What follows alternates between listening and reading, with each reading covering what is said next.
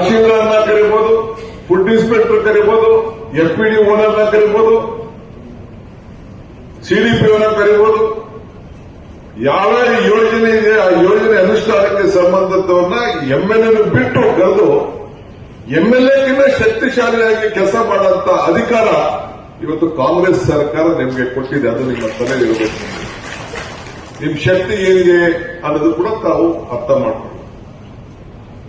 ಇವತ್ತು ನರೇಗಾ ಬಂತು. ಕೆಲವರೆಲ್ಲ ಏನ್ ಕಾಂಗ್ರೆಸ್ ಸರ್ಕಾರ ಬಂದ ತಕ್ಷಣ ಇಂಥವೆಲ್ಲ ತರ್ತಾ ಇದ್ದೇವೆ. ನಾನೆಲ್ಲ ಹೇಳಿದ್ದೆ, ಪಾಪ ಯಾರೋ ಬಂದು ಈಗ ಅಪೋಸಿಷನ್ ಲೀಡರ್ ಬಂದಿರೋದು, ನಮ್ಮ ಸರ್ಕಾರ ಬಂದ ತಕ್ಷಣ ಇದನ್ನ ತೆಗೆದಾಕ್ಬಿಡ್ತೀವಿ, ಆ ಯೋಜನೆ ತೆಗೆದಾಕ್ಬಿಡ್ತೀವಿ. ಬಿಜೆಪಿ ಸರ್ಕಾರ ಬಂದ ತಕ್ಷಣ ಇವ್ರೇನೇನು ಮಾಡಿದ್ದಾರೆ, ಗ್ರೇಟರ್ ಬೆಂಗಳೂರು ತೆಗೆದಾಕ್ಬಿಡ್ತೀವಿ, ಯಾವ ಇದನ್ನ ಸ್ಕೀಮ್ ತೆಗೆದ್ಬಿಡ್ತೀವಿ, 5 ಕಾರ್ಪೊರೇಷನ್ ತೆಗೆದಾಕ್ಬಿಡ್ತೀವಿ, ಎಲ್ಲ ಪಾಪ ಏನೋ ಹೇಳ್ತಾ ಇದ್ದಾರೆ. ಪ್ರೈಮ್ ಮಿನಿಸ್ಟರ್ ಹೇಳಿದ್ರು ಸ್ಟಾರ್ಟಿಂಗ್ ಅಲ್ಲಿ. ಪ್ರೈಮ್ ಮಿನಿಸ್ಟರ್ ಹೇಳಿದ್ರು, ಏನ್ ಹೇಳಿದ್ರು ಅವರು, ಎಲ್ಲ ರಾಜ್ಯ ದಿವಾಳಿ ಆಗೋಯ್ತದೆ ಮಾಡಿ ಅಂತ. ಈ ವಾಸು ತೋರಿಸ್ತಾ ಇದ್ರಲ್ಲ, ಮಹಾರಾಷ್ಟ್ರಲ್ಲಿ ಏನ್ ಹೆಸರಿಟ್ಟವ್ರೆ, ಮಧ್ಯಪ್ರದೇಶದಲ್ಲಿ ಏನ್ ಹೆಸರಿಟ್ಟವ್ರೆ, ಅದೇನೇನ್ ಹೆಸರು ವಾಸು, ಲಾಡ್ಲಿ ಬೇಲಿ ಅಂತ ಒಂದು, ನಾವು ಗೃಹಲಕ್ಷ್ಮಿ ಅಂತ ಇಟ್ಟು ಅವರು 5-6 ಸ್ಕೀಮ್ ಇಟ್ಟು ಕೊನೆಗೆ ಇದು ಮಾಡವ್ರೆ. ಈ ಮನೆ ಬಿಹಾರ್ ಹೋಗಿದ್ದೆ, ಅಲ್ಲಿ 1 ವರ್ಷಕ್ಕೆ 10,000 ಹೆಣ್ಮಕ್ಳಿಗೆ ಅಂತ ಅನೌನ್ಸ್ಮೆಂಟ್ ಮಾಡೋರು. ಅದು ಈಗಿರೋ ಗೌರ್ಮೆಂಟ್ 10,000 ಅಂತ ಅನೌನ್ಸ್ಮೆಂಟ್. ನಾವು 24,000 ಕೊಡ್ತಾ ಇದ್ದೀವಿ.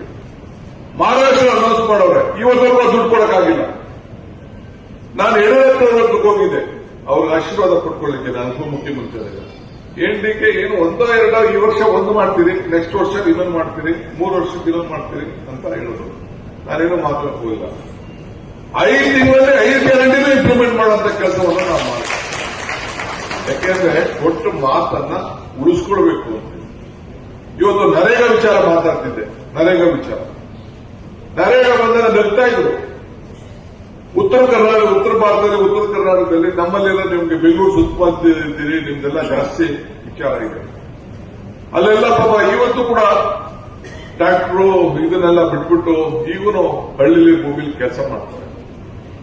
ನಾನು ಇದಕ್ಕೆ ಬಳ್ಳಾರಿ ಪಾದಯಾತ್ರೆಗೆ ಹೋದಾಗ ಹೆಣ್ಮಕ್ಳುಗಳು ಆ ಸಂದರ್ಭದಲ್ಲಿ ಕೇಳ್ತಾ ಇದ್ದಾರೆ, ನಮ್ ಕೂಲಿ ಬರಲಿಲ್ಲ ಅಂತ ಹೇಳ್ತಾರೆ. ಬಿಜೆಪಿ ಗೌರ್ಮೆಂಟ್ ಕೂಲಿ ಬರಲಿಲ್ಲ ಅಂತ ಹೇಳಿದ್ರು. ಇದನ್ನ ನೋಡಿ ನಾನು ಸುಳ್ಳಿಯಲ್ಲ ಹೇಳಿದೆ, ಈ ರೀತಿ ಮಾತಾಡ್ತಾ ಇರುತ್ತೆ. ಬೇರೆ ಕಡೆ ಕೂಲಿಗಳು ಕೊನೆಗೆ ನನ್ನ ಹೋಗಿ CP ಜೋಶಿ ಅಂತ ಒಬ್ಬರಿದ್ರು, ಅವ್ರ ಹತ್ರ ಕಳಿಸಿದ್ರು ಮಂತ್ರಿ. ಮಾತಾಡಕ್ ಹೋದೆ ನಾನು, ಹೇಳಿದೆ ಈ ತರ ಇದೆ, ಸ್ವಾಭಿಮಾನದ ಬದುಕಿಗೆ ಕಷ್ಟ ಆಗ್ತಾ ಇದೆ, ಅದಕ್ಕೆ ಕೊನೆಗೆ ಏನ್ ಮಾಡಬಹುದು ಅಂತ ಹೇಳಿದ್ರು. ನಾನು ನಮ್ಮ ಕ್ಷೇತ್ರದಲ್ಲೂ ಲೆಕ್ಕಾಚಾರ ಆಗ್ತೇನೆ. ಬೇರೆ ಜಮೀನಿಗೆ ಹೋಗಿ ಕೆಲಸ ಮಾಡಿ ಕೂಲಿ ತಗೊಂಡ್ರೆ ಅವ್ರಿಗೆ ಅವಮಾನ, ಆದ್ರೆ ಅವ್ರಿಗೆ ಕೂಲಿ ಕೊಡಬೇಕಲ್ಲ ಅವ್ರಿಗೆ ಬದುಕಿನಲ್ಲಿ ಅಂತ. ಕೊನೆಗೆ ನಾನೇ ಅದನ್ನ ಕಾನ್ಸೆಪ್ಟ್ ಕೊಟ್ಟು ಸೋನಿಯಾ ಗಾಂಧಿ ಅವರಿಗೆ CP ಜೋಶಿ ಕೊಟ್ಟು, ನಿಮ್ಮ ಸ್ವಂತ ಭೂಮಿಲಿ ನೀವು ಕೆಲಸ ಮಾಡ್ಕೊಂಡ್ರೆ, ನೀವೇ ಇಂಗು ಗುಂಡಿ ತೋಡ್ಕೊಂಡ್ರೆ, ಇಲ್ಲ ನಿಮ್ಮ ಜಮೀನು ಮಟ್ಟ ಮಾಡ್ಕೊಂಡ್ರೆ, ರೇಷ್ಮೆ ಕೆಲಸ ಮಾಡ್ಕೊಂಡ್ರೆ, ಇಲ್ಲ ಅಂತಂದ್ರೆ ದನದ ಕೊಟ್ಟಿಗೆ ಕಟ್ಕೊಂಡ್ರೆ, ಇಲ್ಲ ಕೋಳಿ ಏನಾದ್ರು ಒಂದು ಇದನ್ನು ಕಟ್ಕೊಂಡ್ರೆ, ಇಲ್ಲ ಅಂದ್ರೆ ಆಶ್ರಮದಲ್ಲಿ ನಿಮ್ಮ ಮನೇಲಿ ನೀವೇ ಕೆಲಸ ಮಾಡ್ಕೊಂಡ್ರೆ, ನಿಮ್ಗೆ ಸರ್ಕಾರವೇ ದುಡ್ಡು ಕೊಡುವಂತ ತೀರ್ಮಾನ ಯಾವ್ದಾರು ಮಾಡಿತ್ತು ಅಂದ್ರೆ ಅದು ಕಾಂಗ್ರೆಸ್ ಸರ್ಕಾರ ಮನಮೋಹನ್ ಸಿಂಗ್ ಕಾಲದಲ್ಲಿ ತಾವೆಲ್ಲ ಕಂಡುಹಿಡಿದ್ರು.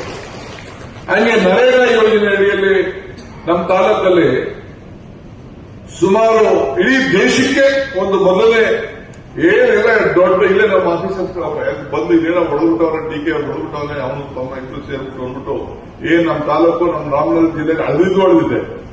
ಕೊನೆಗೆ ಬಂದು ನೋಡ್ಕೊಂಡು ಹೋದ್ರು, ನಾವು ಮಾಡಿರೋ ಚೆಕ್ ಡ್ಯಾಮ್ಗಳು, ನಾವು ಮಾಡಿರೋ ದಲಿನ ಕೊಟ್ಟಿಗೆಗಳು, ನಾವು ಮಾಡಿರೋ ಇದನ್ನೆಲ್ಲ ನೋಡ್ಬಿಟ್ಟು ಕೊನೆಗೆ ಇಡೀ ದೇಶದಲ್ಲೇ ಮೊದಲನೇ ತಾಲೂಕು, ಮೊದಲನೇ ಜಿಲ್ಲೆ ಅಂತ ಹೇಳಿ ಇವತ್ತು ಅವಾರ್ಡ್ ಕೊಟ್ಟರು. ನನ್ನ ಕರೆದು ಕೊಡಬೇಕಾಗ್ತದೆ ಅಂತ ಅವಮಾನ ಬರ್ತದೆ ಅಂತ ಹೇಳಿ ನಮ್ಮ ತಾಲೂಕ್ ಪಂಚಾಯತಿ ಅಧ್ಯಕ್ಷನ ಕರೆದು ನಮ್ಮ ಎಡಬನಹಳ್ಳಿ ನಮ್ಮ ಬಯಲೆಗಳನ್ನ ಕರೆಸಿ ಅಧ್ಯಕ್ಷ ಮಾಡಿದ್ದೆ. ಅವ್ನು ಕರೆಸಿಸ್ಬಿಟ್ಟು ಅವ್ರ ಕೈಗೆ ಅವಾರ್ಡ್ ಕೊಟ್ಬಿಟ್ಟು ಕಳಿಸ್ಬಿಟ್ಟು ಇರ್ಲಿ, ಏನ್ ಸಂತೋಷ.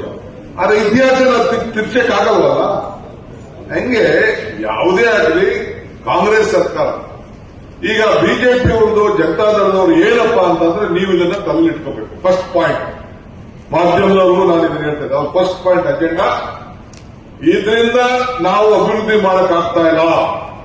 ಈ 50,000 ಕೋಟಿ ಇತ್ತು ಅಂದ್ರೆ ನಾವೇ ನಮ್ಮ ಕ್ಷೇತ್ರಗಳಿಗೆ MLAಗಳಿಗೆ ಹಂಚಿಬಿಡ್ಬೋದು, ಅವ್ರು ಏನ್ ಬೇಕಾದ್ರೂ ಕೆಲಸ ಮಾಡ್ಕೊಳ್ಬೋದು. ಏನಾದ್ರು ಮಾಡಿ ನಾವು ಮುಂದಕ್ಕೆ ನಮ್ಮ ಸರ್ಕಾರ ಬಂದ್ಬಿಡ್ತದೆ, ನಾವಿದನ್ನ ಈ ಎಲ್ಲಾ ಸ್ಕೀಮ್ ನ ಕಿತ್ತಾಕ್ಬೇಕು. ಇದು ಅವ್ರದ್ದು